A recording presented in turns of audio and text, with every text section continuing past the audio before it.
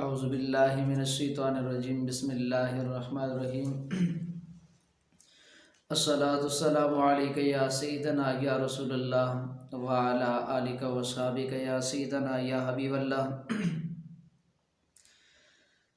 عقیدہ توحید کو مضبوط بنانا اور اس پر جتنے بھی حضور نبی کریم صلی اللہ علیہ وسلم کی تعلیمات ہم تک پہنچی ہے ان پر عمل پیرا ہونا یہ ہم سب کے لیے ضروری ہے، اور یہ ایک اساسی عقیدہ ہے عقیدہ توحید۔ تو اللہ تبارک و تعالی نے اپنی جو وحدانیت ہے اس پر بے شمار دلائل اللہ تبارک و تعالی نے اپنی مخلوق کے سامنے رکھے۔ انسان کے سامنے بے شمار دلائل ہیں، لیکن جس قدر عظیم دلیل اور بلند پایا دلیل حضور نبی کریم صلی اللہ علیہ وسلم کی ذات ہے، ایسی دلیل کوئی اور نہیں۔ اللہ تبارک و تعالی قرآن مجید فرقان حمید کے اندر ارشاد فرماتے ہیں، قد جاءکم برہان من ربکم۔ حضور نبی کریم صلی اللہ علیہ وسلم اللہ تبارک و تعالی کی طرف سے ایک بڑی دلیل بن کر آئے، اور اس آیت مبارکہ کا ترجمہ یہ ہے کہ تحقیق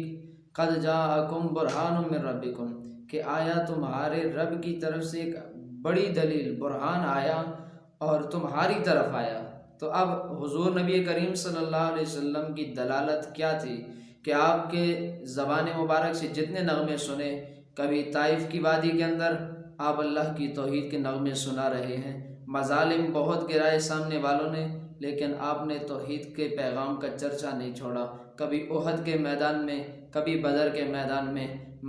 میدان تو بدلتے رہے حضور علیہ السلام ابلاغ کے لیے، تبلیغ کے لیے، کہ یہ دین کا پیغام عقیدہ توحید کا سبق آگے پھیلتا جائے۔ تو حضور نبی کریم صلی اللہ علیہ وسلم نے مظالم کو اپنے اوپر برداشت تو کیا، لیکن عقیدہ توحید کی تبلیغ کو